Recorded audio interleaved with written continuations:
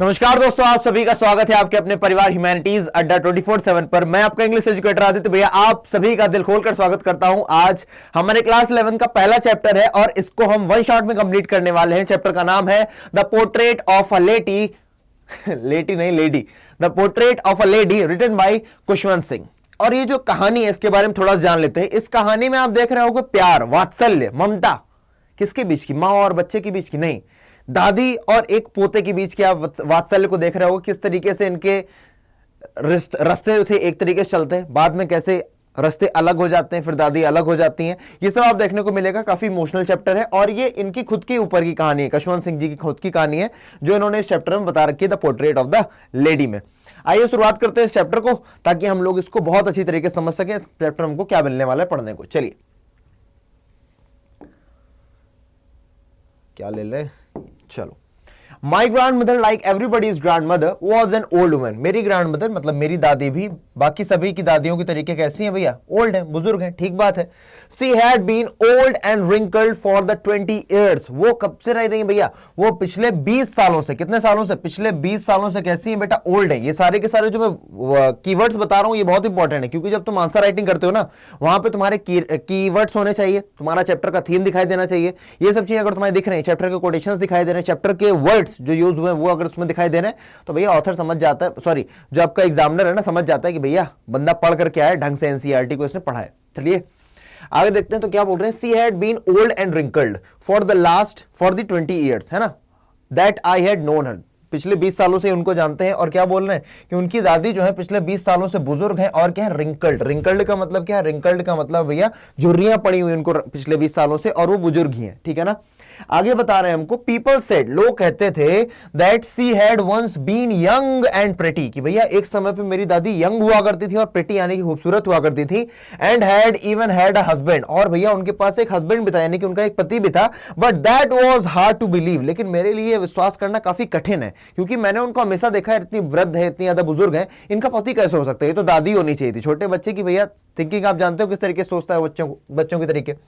My grandfather's portrait hung above the mantelpiece in the drawing room। और मेरे जो grandfather हैं, जो मेरे दादाजी हैं, उनका क्या है भैया, उनकी एक पोर्ट्रेट यानी उनकी एक फोटो टंगी हुई है। कहां पर? मेंटल पीस के पास। मेंटल पीस क्या है बेटा? A structure of wood, marble और stone above and around the fireplace. तो जहां पर अंगीठी होती है ना, फायर प्लेस होता है जहां पर, उसके ऊपर एक जगह होती है ना, खाली जगह एकदम स्लेब सपाट टाइप की, वहां पर उनकी पोर्ट्रेट रखी हुई है, ठीक है, किसकी? दादाजी की।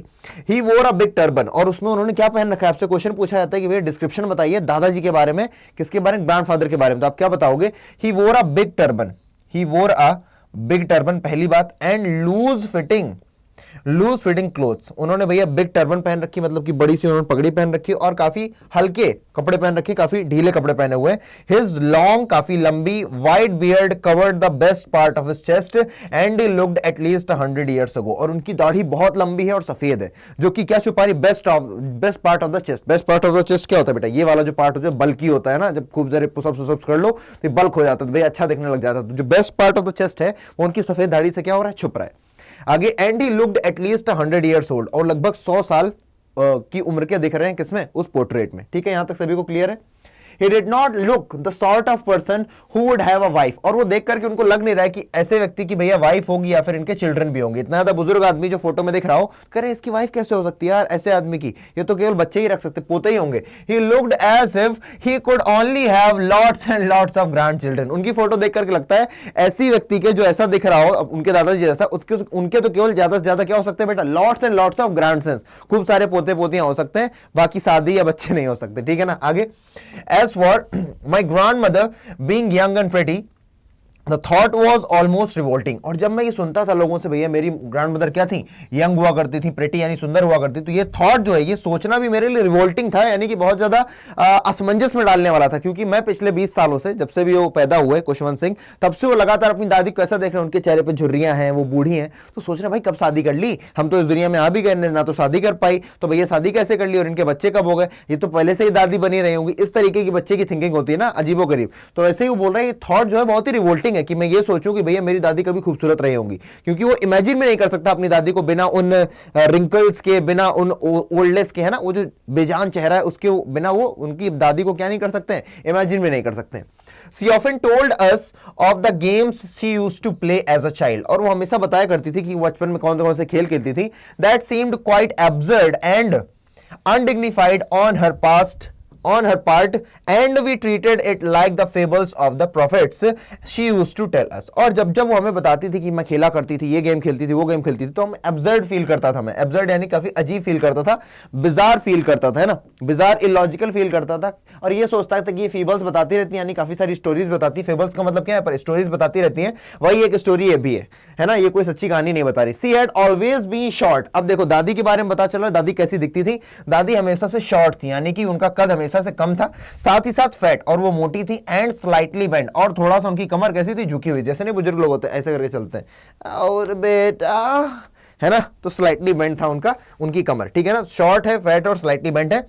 हर face was a criss cross of wrinkles running from everywhere to everywhere, और उनके चेहरे पर क्या है, क्रिस क्रॉस, यानी कि इधर से रिंकल्स निकल रहा है, कहीं इधर से रिंकल्स निकल रहा है, इधर से झुर्रियां पड़ी, झुर्रियां पूरे चेहरे में पड़ी हुई हैं, ये वो यहां पर बता रहे हैं कि चेहरे पर क्या है, क्रिस क्रॉस हो रखा है पूरा झुर्रियों से।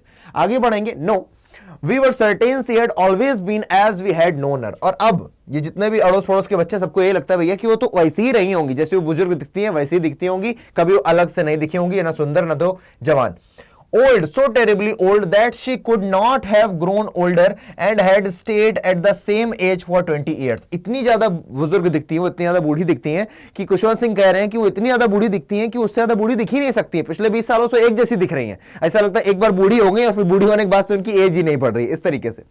She could never have been pretty, वो कभी भी सुंदर नहीं हो सकती, but she was always beautiful। वो कभी सुंदर नहीं होंगी लेकिन वो हमेशा से सुंदर थी। सुनो, प्रेटी और ब्यूटीफुल सिनोनिम है एक दूसरे के, लेकिन तब भी दोनों के अर्थ यहाँ पर अलग अलग यूज हैं। प्रेटी का मतलब है बाहरी सुंदरता, कि यहाँ बढ़िया मेरी मूंछ बढ़िया है ना, बाल बढ़िया एकदम सुंदर दिख रहे हैं, तो ये हो गई बाहरी सुंदरता। और एक होता है अंदरूनी सुंदरता, कि आप कितना ज्यादा करीजियस हो, आपके अंदर कितना प्यार है, आप दूसरों को कितना माफ करना जानते हो, आप दूसरों की कितनी केयर करना जानते हो, आप कितने निस्वार्थ भाव से सेवा करना जानते हो। ये सारी क्या है भैया, आपकी इनर्ट पावर है, जो आपकी अंदरूनी शक्तियां हैं उनको बोला जा रहा है भैया वो ब्यूटीफुल थी, यानी कि वो जो इंटरनल ब्यूटी है वो उनके अंदर थी, लेकिन एक्सटर्नल ब्यूटी खुशवंत ने नहीं देख पाई, क्योंकि जब से वो पैदा हुए तब से वो बुजुर्ग देख रहे हैं अपनी दादी को। She hobbled about the house in spotless white with one hand resting on her waist to balance her stoop। stoop का मतलब ये कमर का ये part, and other telling beads of her rosary। rosary यानी कि भैया जो माला होती है, टेलिंग बीट्स यानी कि हरे राम हरे राम हरे राम राम राम राधे राधे राधे, इस तरीके से भैया क्या करी, माला जपती है। माला जानते हो उसमें 108 मन के होते हैं। हॉबल्ड का मतलब क्या बेटा, हॉबल्ड का मतलब वॉक्ड इन एन एब्सर्ड वे, है ना, अजीब तरीके से चलती थी, ऐसे चलती होंगी इस तरीके से ना, बुजुर्ग लोग हैं तो भैया अजीब अजीब तरीके से चलते ही बुजुर्ग आखिरकार, इसीलिए उनको चलने में दिक्कत होती, तो वही बता रहे हैं यहाँ पर खुशवंत सिंह कि वो कैसे चलती थी पूरा दिन अपना सफेद साड़ी में। स्पॉट ऑफ व्हाइट का मतलब क्या है, स्पॉट ऑफ व्हाइट नहीं, क्या बोला है यहाँ पर, स्पॉटलेस व्हाइट, है ना, बिल्कुल सफेद कपड़ों में घूमती थी, क्योंकि हमारे यहाँ जो विधवाएं होती हैं जिनके पति नहीं होते उनको सफेद साड़ी पहना दी जाती है ना, इस तरीके का हमारे यहाँ क्या बोलते हैं चलन है। तो वैसे ही क्या बता रहे, वो पूरे घर में इधर उधर घुमा करती थी, है ना, पूरे सफेद कपड़े पहनती थी, और क्या बता रहे भैया उनकी जो स्टूप है, कमर पे ऐसे हाथ रखे होती थी, और अपना राधे राधे राधे ऐसे करके माला जपा करती थी, कोई भी मंत्र जपती थी, ठीक है ना। हर सिल्वर लॉक्स वर स्कैटर्ड अनटाइडली। सिल्वर लॉक्स का मतलब है उनके जो सफेद बाल है। सिल्वर कैसी होती है बेटा, सिल्वर होती है देखो सफेद कलर की, तो यहां पर सीधे सीधे क्या यूज किया गया बेटा, मेटाफर यूज किया गया है। यहां पर व्हाइट की जगह सिल्वर यूज किया गया है, इसका मतलब मेटाफर है। हर सिल्वर लॉक्स वर स्कैटर्ड अनटाइडली ओवर हर पेल, आगे पकर्ड फेस, और उनका जो चेहरा है ना, उस पर बुरी तरीके से फैले रहते थे उनके सफेद एकदम जो बंधे हुए नहीं होते थे वैसे बाल, ओवर हर पेल, है ना, जो उनका कमजोर सा चेहरा है। पकर्ड फेस, पकड़ का मतलब देख लेते हैं यहाँ पर, पकड़ का मतलब फेस कवर्ड इनटू रिंकल्स, एक ऐसा चेहरा इसमें खूब सारे रिंकल्स, उसको आप बोल रहे हो पकड़ face. And her lips constantly moved in inaudible prayers, और उनके जो होंठ थे लगातार क्या करते रहते थे, पूजा करते रहते। इनऑडिबल मतलब कि आवाज नहीं आती, लेकिन लगातार क्या करते रहते थे, पूजा करते रहते, लगातार वो कोई ना कोई मंत्र जाप किया करती थी। ठीक है, सभी को क्लियर है, आगे बढ़ जाए। पकड़ का मतलब समझ गया ना, कोई ये तो नहीं कहेगा ना पकड़ नहीं समझ में आया। Yes, she was beautiful, she was like the winter landscape. हाँ, वो ब्यूटीफुल थी, यानी कि वो अंदरूनी रूप से सुंदर थी, यानी कि उनके अंदर आंतरिक सुंदरता थी। She was like the winter landscape in the mountains, an expanse of pure white serenity, आगे ब्रीदिंग पीस एंड कंटेंटमेंट। अब देखो उनकी तुलना किससे कराई जा रही है, सी वॉज लाइक, यहां पर अगर लाइक आ गया, जहां पर लाइक आ जाता है वहां पर कौन सा पोएटिक डिवाइस होता है भैया, सिमिली होता है, आप सभी जानते हो सिमिली है यहां पर, ठीक है ना। किसकी तरीके हैं वो, विंटर लैंडस्केप। विंटर का लैंडस्केप देखा है, विंटर में अगर आप लैंडस्केप देखो तो जो पहाड़ की चोटियां होती है एकदम क्या हो जाती है भैया, स्नो व्हाइट हो जाती है ना, वहां की जो स्नो होती है बिल्कुल व्हाइट हो जाती है। तो वैसे ही उनकी दादी भी है सफेद, कैसे सफेद है नीचे से ऊपर तक उन्होंने क्या पहन रखा है, सफेद साड़ी पहन रखी, ऊपर उनके सफेद बाल है जो उनके चेहरे पर भी दर्द है तो वो भी सफेद है। तो इस तरीके से बोल रहे भैया कि उनकी तुलना कैसे करा रही है, लैंडस्केप से करा रहे हैं, क्योंकि वो सफेद साड़ी पहने, उनके बाल भी सफेद है ना। In the mountains an expanse of pure white serenity, ठीक है ना, expanse of pure white serenity यानी कि बिल्कुल काम, रिलैक्स्ड और पीसफुल। उनका चेहरा कैसा दिखता है, एकदम काम, रिलैक्स्ड और पीसफुल दिखता है, ठीक है ना। साथ ही साथ ब्रीदिंग पीस एंड कंटेंटमेंट, और हमेशा वो संतुष्ट दिखाई देती है। My grand mother and I were good friends, मैं यानी कि खुशवंत सिंह यहां पर खुद की बात कर रहे हैं और उनकी जो ग्रैंड मदर है, दोनों एक दूसरे के अच्छे दोस्त हैं। अब यहां पर मैं नरेटर हूं तो अब मैं अपने आप को खुशवंत सिंह समझ करके आपको समझाने की कोशिश करूंगा, ठीक है ना।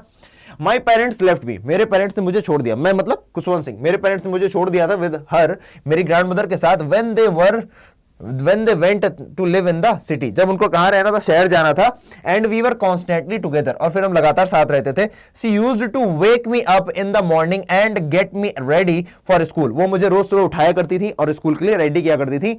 she said her morning prayer in a monotonous sing song while she bathed, and monotonous का मतलब क्या है, बोरिंग, वही रोज रोज जो गाना गाती थी, वो जो बोरिंग लगता था उनका, जो भी वो गाती थी तो वो बोरिंग लगता था उसको, जो मंत्र थे वो बोरिंग लगते थे, जो भी होगा, है ना। Sing song while she bathed and dressed me in the hope that I would listen and get to know it by heart. I listened because I loved her voice but never bothered to learn it. अब वो रोज सुबह क्या करती थी, वही monotonous वे में अपना गाना गाया करती थी, है ना, जो भी वो भगवान की क्या बोलते हैं भक्ति करती हो उनका और वो सोचती थी कि कब वो गाती थी, जब वो नहा रही होती थी, है ना, जब इनको नहलाती थी, फिर इनको भैया ड्रेसेस कपड़े तैयार करती थी, इनको है ना कपड़े पहनाती थी कुशवंत को, क्योंकि छोटे थे, किड थे उस समय, और ये सोचती थी कि मैं ये जो गा रही हूँ ये भी याद कर लेगा कुशवंत। कुशवंत सुनता तो था मन लगाकर, क्योंकि उनकी जो आवाज थी बहुत ज्यादा सुरीली थी, लेकिन कभी भी उसने बॉदर नहीं किया, यानी खुद से कभी ट्राई नहीं किया कि मैं इसको याद करता हूं, ठीक है ना। Then she would fetch my wooden slate which she had already washed and plastered with yellow chalk, फिर भैया वो मेरी क्या लेकर के आती थी, वुडन स्लेट लेकर के आती जिसमें मैं लिखता विकता था। A tiny earthen ink pot, है ना, मिट्टी का इंक पॉट लेकर के आती थी। एंड अ रेड पेन, और एक लाल कलर का पेन, लाल पेन लेकर के आती थी। रेड पेन लिखा है, एंड अ रेड पेन, हाँ ठीक है, and a red pen. Tie them all in a bundle and hand it to me, है ना, एक बंडल में बांध देती थी एक कपड़े में और मुझे पकड़ा देती थी। आफ्टर ब्रेकफास्ट, ब्रेकफास्ट के बाद of a thick stale chapati with a little butter, क्या क्या देती थी भैया उनको, बटर क्या बोलते हैं ब्रेकफास्ट में, एक थिक यानी तो थोड़ा सा मोटी चपाती देती थी, विद अ लिटिल बटर, है ना, थोड़ा उसमें बटर लगा देती थी और उसमें शुगर चपेट देती थी, है ना, चीनी चपेट दी, अब खा लो बेटा। वी वेंट टू स्कूल, हम यानी कि मैं और मेरी दादी दोनों स्कूल जाते थे। She carried several stale chapatis when with her for the village dogs, और अपने साथ कुछ चपाती, अपने साथ कुछ रोटी रख लेती थी ताकि क्या कर सके, जो विलेज के डॉग्स है ना, गली के डॉग्स हैं, उनको रोटी देती हुई चले। आगे, माई grandfather always went to school with me because the school was attached to the temple. The priest taught us the alphabets and the morning prayer. अब हमारी दादी जो थी, मेरी दादी जो थी, हमेशा मुझे छोड़ने आती थी स्कूल, क्योंकि स्कूल से जस्ट बगल में एक क्या था, मंदिर लगा हुआ था, और हमारे जो स्कूल के मास्टर थे वो प्रीस्ट थे, और हमें क्या सिखाते थे, भैया अल्फाबेट सिखाते थे एंड मॉर्निंग प्रेयर सिखाते थे, यानी कि हमें वर्णमाला सिखाते थे और सुबह सुबह की प्रेयर हमको सिखाते थे। आगे, while the children sat in rows on either side of the veranda, जब दोनों तरफ वरांदा के बच्चे बैठे हुआ करते थे और भैया अल्फाबेट को गाते थे, और प्रेयर इन केओस, या फिर सभी लोग मिलकर के, कोरस का मतलब क्या होता है, केओस नहीं बेटा, कोरस मतलब कि सब लोग साथ मिलकर के, इतनी शक्ति हमें दे न दाता, फिर सब बोलते हैं इतनी शक्ति हमें दे न दाता, ये क्या हो गया, कोरस हो गया। My grandmother sat inside reading the scriptures, उस समय मेरी जो दादी हैं क्या करती थी, वो मंदिर में बैठ करके स्क्रिप्चर्स पढ़ती थी भैया, है ना, कभी गीता पढ़ ली, कभी पुराण पढ़ लिए, कभी भागवत पढ़ ली, कभी रामायण पढ़ ली, इस तरीके से स्क्रिप्चर्स पढ़ा करती थी। When we had both finished, और जब हम दोनों लोग, मेरी पढ़ाई खत्म हो जाती थी, जब दादी का अपना पढ़ाई खत्म हो जाती थी, स्क्रिप्चर इतना उनको पढ़ना होता तो पढ़ लेती थी, we would walk back together, हम लोग अपने घर जाते थे वापस। This time the village dogs would meet us at the temple door, और जब हम लोग वापस जा रहे थे तब भैया कुत्ते क्या मिलते थे भैया, टेम्पल के डोर पर मिलते थे, और तब क्या करती थी दादी, followed us to our home growling and fighting with each other for the chapatis we threw to them. Groaning यानी कि कुत्ते नहीं होते एकदम ऐसे दांत निकाल कर डराते हैं, मेरे तो है नहीं वैसे, कैसे दिखाएं, कुत्ते तो है नहीं हम ठीक है, तो एक दूसरे से लड़ते हुए आते थे कुत्ते एक दूसरे से क्यों लड़ते थे, वो चपाती फेंक रही है, अब एक को लग रहा है हम खाएंगे, दूसरे को लग रहा है हम खाएंगे, तो एक दूसरे से लड़ते हुए चले आते, जब हम कुत्ते को क्या देते, चपाती देते थे। When my parents were comfortably settled, जब मेरे पेरेंट्स भैया सिटी में कंफर्टेबल हो गए तो उन लोगों ने क्या किया, हमको वहां पर बुला लिया, और that was the turning point in our friendship. याद रखना, आपसे क्वेश्चन पूछा जाता है एमसीक्यूज में कि इन दोनों के रिलेशनशिप का टर्निंग पॉइंट क्या था, आप बताओगे जब ये लोग सिटी में जाकर के शिफ्ट हो गए, वही इनके रिलेशनशिप का क्या था, टर्निंग पॉइंट था, ठीक है ना। Although we share the same room, हालांकि हम लोग क्या करते थे, सेम कमरे में ही रहा करते थे, share the same room. My grandmother no longer came to school with me. लेकिन अब मेरी ग्रैंड मदर मेरे साथ स्कूल नहीं आती थी। क्यों नहीं आती थी भाई? Because I use to go to an English school in a motor bus, क्योंकि अब मैं भैया बस से जाता था स्कूल, और एक इंग्लिश स्कूल था वो। There were no dogs in the street, और भैया डॉग्स भी नहीं थे स्ट्रीट्स पर। And she took to feeding sparrows in the country yard of city house. तो फिर यार उन्होंने क्या किया, दादी इतनी अच्छी है कि भैया जब गांव में थी तो कुत्तों को खाना खिलाती थी, अब यहाँ पर कुत्ते नहीं है तो वो बरामदा में ही छत पे जाकर क्या करती थी, चिड़ियों के लिए दाना डाला करती, चिड़ियों के लिए रोटी तोड़ के डाला करती थी। एज द ईयर्स रोल्ड भाई, जैसे जैसे साल बीतते गए, we saw less of each other, हम दोनों ने एक दूसरे को अब बात करना कम कर दिया। For some time she continue to wake me up, कुछ समय तक वो मुझे उठाती रही सुबह, एंड गेट मी रेडी, मुझे तैयार भी करती रही स्कूल के लिए। When I came back she would ask me what the teacher had taught me, और जब मैं घर आता तो वो उससे पूछती थी भैया क्या पढ़ाया। तुम लोगों के साथ भी होता, जब तुम छोटे हो गए भैया क्लास 7th में, 8th में, 2 में, 3 में, 4 में, तो घर वाले पूछते हैं हाँ आज क्या पढ़ाया स्कूल में, फिर तुम्हें खाना दो यार, बताएंगे बाद में, पहले खाना दो। तो इस तरीके से वो दादी पूछा करती होंगी, ठीक है ना। I would tell her English words, मैं उनको क्या बताता था जो भी मुझे स्कूल पढ़ाया जाता था। मुझे क्या पढ़ाया जाता था, इंग्लिश वर्ड्स पढ़ाए जाते थे, लिटिल थिंग्स पढ़ाई जाती थी ऑफ वेस्टर्न साइंस, है ना, वेस्टर्न साइंस के बारे में थोड़ा बहुत सिखाया जाता था। द लॉ ऑफ ग्रेविटी सिखाया जाता था ना, गुरुत्वाकर्षण के नियम, आर्किमिडीज के सिद्धांत सिखाए जाते थे। द वर्ल्ड बीइंग राउंड, की भैया दुनिया पूरी पूरी कैसी है, गोल है, ये सब चीजें मुझे समझाई जाती थी, ज्योग्राफी वगैरह। अब दिस मेड हर अनहैप्पी, इस चीज ने उनको क्या कर दिया भैया, अनहैप्पी। क्यों अनहैप्पी कर दिया? क्योंकि she could not help me with my lessons, क्योंकि भैया वो अब मेरे को हेल्प नहीं कर पा रही थी मेरे लेसन्स में। She did not believe in the things they taught at the English school, और वो उन चीजों पर विश्वास भी नहीं करती थी जो चीजें इंग्लिश स्कूल पढ़ाई जाती थी।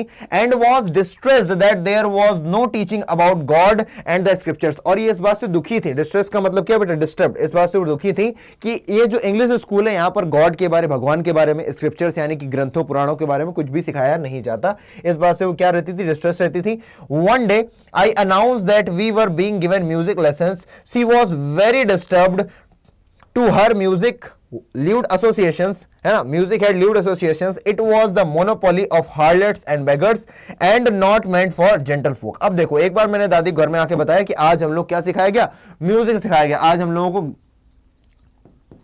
संगीत कला सिखाई गई। अब जब संगीत कला सिखाई गई, दादी एकदम डिस्टर्ब हो गई। क्यों डिस्टर्ब हो गई? क्योंकि दादी को लगता था ये सब जेंटल आदमी की काम नहीं है ना, ये सब अच्छे कुलीन वर्ग के लोगों के काम नहीं, गाना बजाना करना, ये हार्लेट्स यानी कि वैश्याओं के काम है, और बेगर्स यानी कि भिखारियों के काम है। यहाँ पर दो वर्ड यूज हो ना, हार्लेट्स एंड क्या, बेगर्स, तो वैश्याओं और भिखारियों के काम है, जेंटलमैन के लिए चीजें सही नहीं है। सी सेड नथिंग, उन्होंने कुछ कहा तो नहीं, but her silence meant disapproval, लेकिन जितना वो शांत थी इससे पता चल गया उनको बिल्कुल पसंद नहीं आ रहा मेरा म्यूजिक सीखना। She rarely talked to me after that, और उसके बाद उन्होंने मुझसे बहुत कम ही बात की, है ना, ज्यादा बात वो मुझसे फिर करती नहीं थी, ठीक है ना। यहां तक सभी को क्लियर है? आगे बढ़ जाए। कोई समस्या परेशानी हो बेटा तो आप लोग मुझसे पूछ सकते हो कमेंट के माध्यम से भी, और एक और तरीका है, आप लोग कर सकते हो मुझे ईमेल, किस पर भैया, aditya.tiwari@adda247.com। और अगर तुम लोग CUET की तैयारी कर रहे हो तो बेटा तुम लोगों के लिए संघर्ष बैच है, महापैक है, तुम लोग उसमें एनरोल कर सकते हो। मैक्सिमम डिस्काउंट के लिए यूज करना S743 कोड, जिससे आपको मैक्सिमम डिस्काउंट मिले, और आपको वहां पर कई सारे फीचर्स मिल रहे होंगे, जैसे कि आपको डाउट क्लासेस फ्री में मिल रही होंगी, सॉरी डाउट क्लासेस मिलती हैं जो कि YTV पे नहीं हो पाती हैं, लाइव क्लासेस मिलेंगी, रिकॉर्डेड क्लासेस भी मिलेंगी, आपको मॉक टेस्ट मिलेंगे, आपको DPP मिलेगी, है ना, आपको यानी कि प्रैक्टिस पेपर मिला करेंगे, प्रैक्टिस क्वेश्चंस मिला करेंगे। तो आई थिंक आपके लिए बेनिफिशियल हो गई काफी कुछ। आगे, when I went up to university, जब मैं कहा गया यूनिवर्सिटी चला गया, I was given a room of my own, मुझे अपना खुद का कमरा दे दिया गया। पहले अभी कमरा सेम था सिटी में, अभी कमरा भी अलग अलग हो गया। The common link of friendship was snapped, अब जो हमारे बीच की कॉमन लिंक थी हमारी फ्रेंडशिप की, वो क्या थी, हमारे बीच की फ्रेंडशिप की कॉमन लिंक थी वो कमरा, और भैया वो भी अब हम लोगों से अलग हो चुका था, वो भी स्नैप हो गई थी। My grandmother accepted the seclusion, और मेरी माता जी ने अपना अकेलापन, सेक्लूजन यानी कि लोनलीनेस यानी कि अकेलापन, स्वीकार कर लिया था विद रेजिग्नेशन, बिना किसी, है ना, वो आराम से उन्होंने एक्सेप्ट कर लिया था, कोई बात नहीं, बच्चा आगे बढ़ेगा ही तो पढ़ाई तो करनी पड़ेगी। She rarely left her spinning wheel, और उसके बाद वो ये चरखा चलाने लगी थी, टू टॉक टू एनीवन, वो बात नहीं करती थी, अपना चरखे में लगी रहती थी। From sunrise to sunset she sat by her wheel spinning and reciting prayers, वो लगातार चरखा चलाती रहती थी, है ना, चरखे पे कुछ ना कुछ बिना करती थी, काता करती थी, और साथ ही साथ भैया प्रेयर्स अपना किया करती थी, अपने मुंह में उनके लगातार प्रेयर्स करती रहती थी। ओनली इन द आफ्टरनून, केवल आफ्टरनून के समय वो रिलैक्स करती थी थोड़ी देर के लिए, और कैसे करती थी, फीड द स्पैरोस, जाकर के वो जो चिड़ियां हैं, गौरैया चिड़ियां, उनको जाकर के फीड करती थी। While she sat in the veranda breaking the bread into little bites, hundreds of little birds collected round her creating a variable, क्या लिखा भाई, वेरिटेबल बेडलैम ऑफ चर्पिंग। अब देखो जब वो बरामदा में जाकर बैठ जाती थी और जाकर के क्या टुकड़े तोड़ा करती थी रोटी के, है ना, किसके लिए, किसके लिए भैया, चिड़िया, जिसका नाम क्या, गौरैयों के लिए। तो भैया क्या वर्टिबल बेडलैम ऑफ चर्पिंग, यानी खूब सारी आवाजें आती थी, है ना, ये जो पंछी थे खूब सारी आवाजें करते, चर्पिंग करते, चेम चेम चेम चेम चेम चेम करके।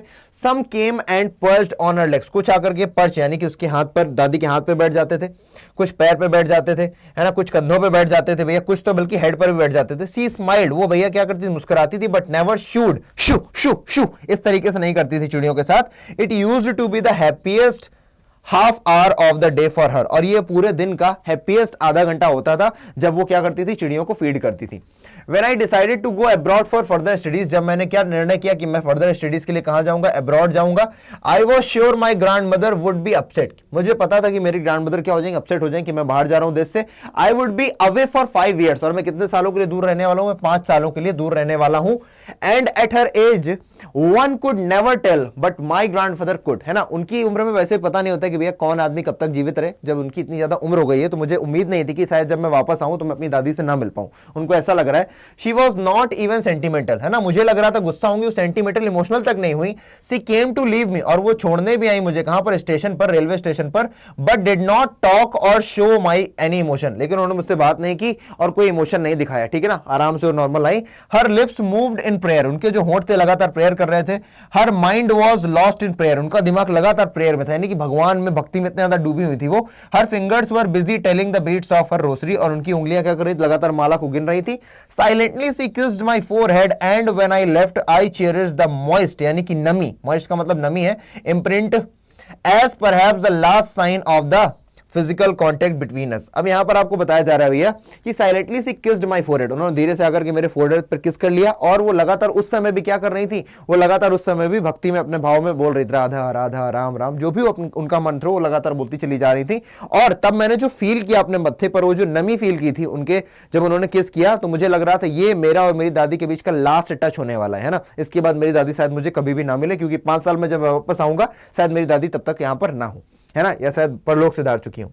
But that was not so, लेकिन ऐसा कुछ हुआ नहीं। आफ्टर 5 years, 5 साल बाद, आई केम बैक होम, जब मैं घर आया, and was met by her, और जब मैं उनसे मिला और वो स्टेशन पर मुझे मिलने आई थी, she did not look a day older, और वो अभी भी एक दिन भी बूढ़ी नहीं लग रही थी, जितना वो पहले लगती थी उतनी ही दिख रही थी।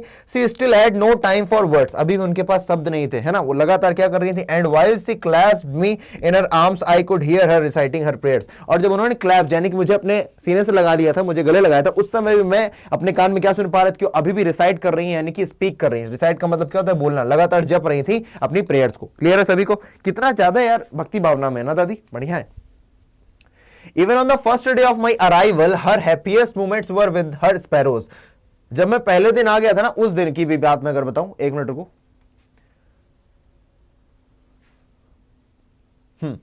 जब मैं पहले दिन आ गया था ना, जब मेरा पहला दिन था, जब मैं आया हुआ था, उस दिन भी उनके जो हैप्पीएस्ट मोमेंट्स थे, सबसे ज्यादा खुशी वाले पल किसके साथ थे, स्पैरोज के, चिड़िया के साथ थे, है ना। एक आदमी, एक महिला होगी, भैया मेरा पोता आया, पोते के साथ पूरे दिन लगी हुई, लेकिन नहीं, उनके उस दिन के भी जो हैप्पीएस्ट मोमेंट्स थे वो किसके साथ थे, स्पैरोज के साथ थे, ठीक है ना। एंड शी फेड लॉन्गर, और थोड़ी देर तक वो क्या करती रही, थोड़ा रोज के मुकाबले थोड़ा देर तक क्या करती रही, फीड करती रही।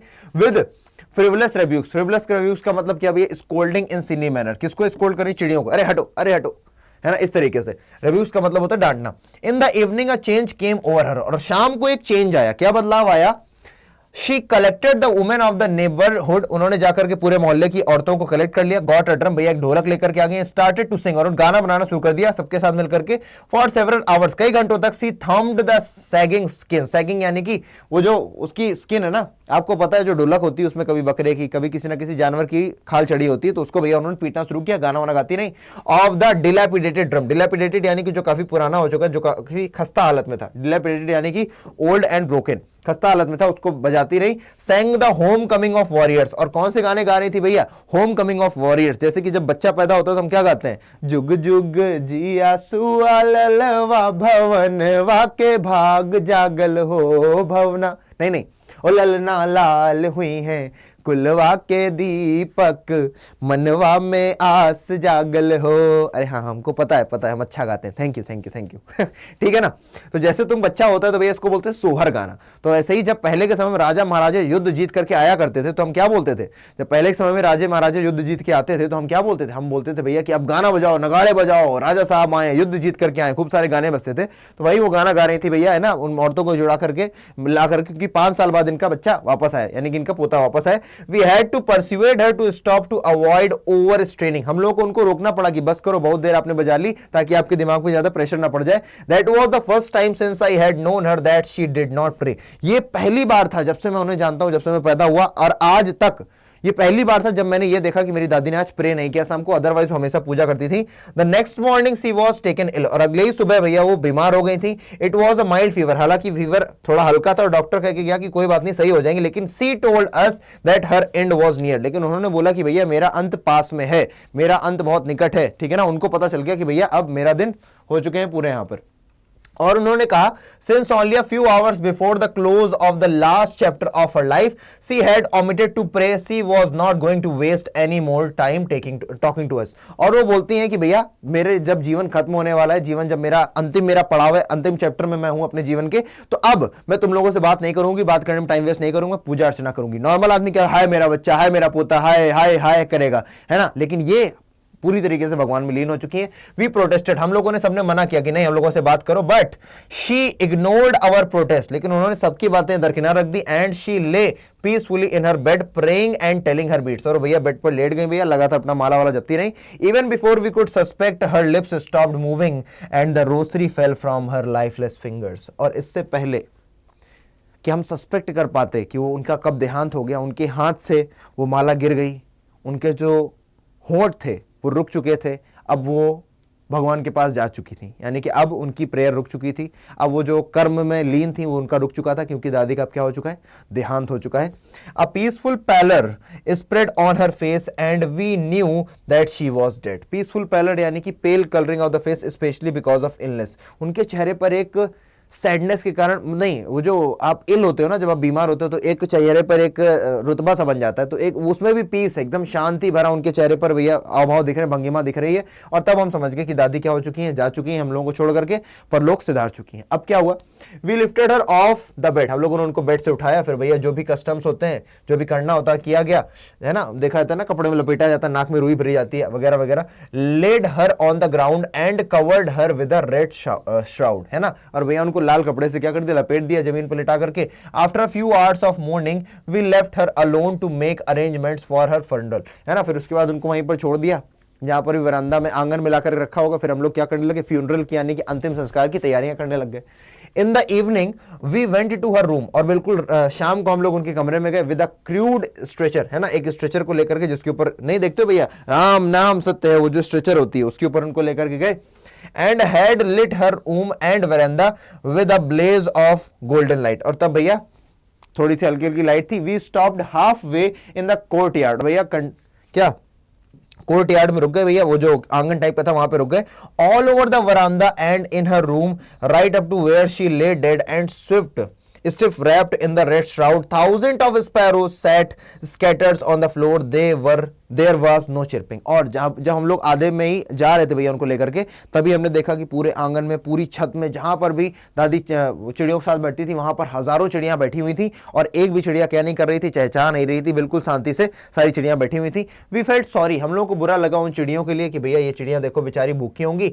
और मेरी माता जी ने क्या किया, कुछ ला करके ब्रेड के टुकड़े तोड़ करके रख दिए। She broke it into the little crumbs, crumbs यानी कि छोटे छोटे एकदम टुकड़ों में तोड़ दिए। The way my grandmother used to do, जिस तरीके से मेरी ग्रैंड मदर करती थी, और वहां पर छोड़ दिया। The sparrows took no notice, और स्पैरोज ने ध्यान तक नहीं दिया ब्रेड के टुकड़ों पर। और जब हम लोग ग्रैंड मदर की जो कॉप्स थी यानी कि डेड बॉडी थी वहां से लेकर के चले गए, तो सारी की सारी चिड़ियां वहां से चली गई। नेक्स्ट मॉर्निंग, अगली सुबह, the sweeper swept the bread crumbles into the dustbin, और अगली सुबह भैया जो हमारा स्वीपर था उसने ये सारी सफाई की, यानी कि एक भी चिड़िया ने कुछ नहीं खाया। वो सब यहां पर दुख जताने आई थी चिड़िया, क्योंकि इतना अच्छा उनका क्या हो गया था, दादी के साथ कनेक्शन हो गया था। ठीक है, सभी को क्लियर है, आगे बढ़ते हैं।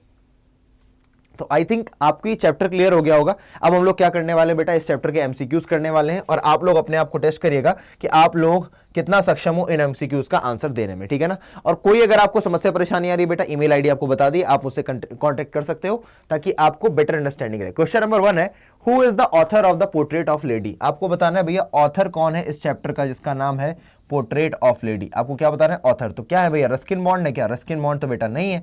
खुशवंत सिंह है क्या? ऑप्शन नंबर बी आपका क्या हो जाएगा, बिल्कुल सही हो जाएगा, खुशवंत सिंह सही आंसर है। नेक्स्ट क्वेश्चन आप देखो, who is the main character. इस चैप्टर का मेन कैरेक्टर कौन है आपसे अगर पूछा जाए तो आप बताओगे मदर, नहीं भाई सिस्टर, नहीं भाई ग्रैंड मदर है। किसकी? खुशवंत सिंह जी की grandmother. Option number C बिल्कुल सही हो जाएगा। Next question is asking you, how did the grandfather in the portrait hung in the wall look like. किस तरीके की वो दिखा करते थे, आपसे पूछा गया कौन, ग्रैंड फादर साहब। तो भैया उनकी ओल्ड थे, ठीक बात है भैया। लॉन्ग व्हाइट बियर्ड थी, ठीक बात है भैया। वॉर्न विद टर्बन, ठीक बात है भैया। आगे देखते हैं, ओल्ड थे, ठीक बात है। स्किनी थे, ऐसा नहीं है भैया। यंग थे, नहीं। वेल बिल्ड थे, नहीं। तो भैया ऑप्शन नंबर ए केवल है जो बिल्कुल सटीक बैठ रहा है। नेक्स्ट क्वेश्चन देखते हैं, क्वेश्चन नंबर 4 क्या आपसे बोल रहा है, how did the grand mother look. भैया ग्रैंड मदर कैसी दिखती थी, ओल्ड थी, ठीक बात है। फैट थी, ठीक बात है। लॉन्ग नहीं थी बेटा, शॉर्ट थी। लॉन्ग नहीं थी, गलत हो गया। ओल्ड थी, ठीक है। शॉर्ट थी, ठीक है। स्लाइटली बेंट थी, ठीक है। फैट थी, ठीक है। तो ऑप्शन नंबर सी इसका क्या हो जाएगा, एक्जैक्टली करेक्ट हो जाएगा। मैंने बोल रखा था ना जब मैं पढ़ा रहा था कि भैया ये एमसीक्यूज में आपसे क्वेश्चन पूछे जाते हैं। नेक्स्ट क्वेश्चन पूछ रहा है आपसे, when did the author's parents leave him with his grand mother. Author के पेरेंट ने कब उनको छोड़ दिया। तो when he was a kid, जब वो एक किड थे। When he was an infant, जब वो एक इन्फेंट थे। When he became a teenager, जब वो एक टीनेजर थे। When he failed and became a teenager, तो भैया जब वो एक किड थे, जब एक छोटे बच्चे थे, तब उनको दादी के पास छोड़ दिया गया था गांव में। Next question is asking you, which animal did the grandmother use to feed in village. भैया विलेज में वो किसको फीड करती थी, विलेज में वो फीड करती थी कुत्तों को। ऑप्शन नंबर ए। यहीं पर अगर विलेज की जगह लिख दिया होता भैया सिटी में किसको फीड करती थी, तो आपका आंसर क्या आ जाएगा भैया, बर्ड्स को। बर्ड्स में भी किसको फीड करती थी बेटा, स्पैरोज को, ठीक है। Next question is asking you, question number 7, what did the author eat for breakfast. Breakfast में ऑथर क्या खाता था। तो भैया उसको थिक यानी मोटी सी स्टेल बासी चपातीज मिल जाती थी, ठीक है, मिल जाती थी। With a little butter, butter मिलता, और चीनी भी तो लगी रहती थी उसमें, हाँ, शुगर स्प्रेड। ऑप्शन नंबर ए बेटा एब्सोल्युटली करेक्ट है, ठीक है। सिंपल है क्वेश्चन। क्वेश्चन नंबर 8 देखते हैं, why would grandmother accompany the author to his school. भैया ग्रैंड मदर क्यों अकंपनी करती थी, यानी कि क्यों साथ जाती थी, किसके भैया, ऑथर के, खुशवंत सिंह के। क्योंकि भैया वो जो स्कूल था मंदिर के बगल में था, temple attached to it the school. Option number C is absolutely correct. Question number 9 is asking you, where were the parents of the author. भैया पेरेंट्स कहां पर थे, अब्रॉड में नहीं थे, वो सिटी में थे, शहर में थे भैया, ताकि वो सेटलमेंट कर सके। What would the grandmother do in the temple. Temple में क्या करती थी भैया, स्क्रिप्चर्स पढ़ा करती थी। Option number B, read scriptures. Next question is asking you, what was the turning point. Turning point क्या था भैया, दोनों के रिलेशनशिप के बीच का भैया, है ना, फ्रेंडशिप जो थी उनका टर्निंग पॉइंट कहां पर है, ग्रैंड मदर और ऑथर के बीच का। जब ये लोग कहां चले गए, सिटी चले गए थे, जब इनको बुला लिया गया था मम्मी पापा के द्वारा। स्टॉप टॉकिंग नहीं होगा, हाँ, ऑप्शन नंबर बी बेटा, है ना। When his parents called them both to the city, तब उनका भैया टर्निंग पॉइंट आ गया था उनकी फ्रेंडशिप का। Next question is asking you, where did the author go to study in the city. भैया जो ऑथर थे कहां जाते थे स्टडी करने के लिए, वो भी कहां पर, सिटी में। विलेज में तो आपको पता है मंदिर के बगल में जाते थे, लेकिन सिटी में कहां भैया, इंग्लिश स्कूल में जाते थे, वो भी किससे भैया, एक मोटर बस से जाते थे, यानी कि बस से। ऑप्शन नंबर ए बिल्कुल सही है। Next question is asking you, what made grand mother unhappy. Grand mother को भैया क्या चीज है जो अनहैप्पी बना रही है। अच्छा, about the author's new English school. English school के बारे में ऐसा क्या है जो भैया ऑथर को क्या बना रहा है, दादी को अनहैप्पी बना रहा है। तो भैया दादी को अनहैप्पी बना रहा है कि भैया because she didn't understand English and could no longer help him with the lessons. Option number D भैया, कि वो हेल्प नहीं कर पाती थी क्योंकि उनको इंग्लिश नहीं समझ में आती थी, ठीक है ना। Option number D is absolutely correct. Next question is, why didn't the grand mother like music. हालांकि आप ऑप्शन नंबर ए के साथ भी इसमें जा सकते हो यार, है ना, कि the fact she could no longer help. Option number A इसमें ज्यादा सही रहेगा, इसका डी मत लगाओ, इसका ए लगाओ, ठीक है ना, क्योंकि सिर्फ इंग्लिश वाली बात नहीं है ना यार, आर्किमिडीज का सिद्धांत भी है, बाकी चीजें भी है साइंस से रिलेटेड। तो इसका ऑप्शन नंबर 13 का क्या होगा, ऑप्शन नंबर ए प्रायोरिटाइज करेंगे, ठीक है ना।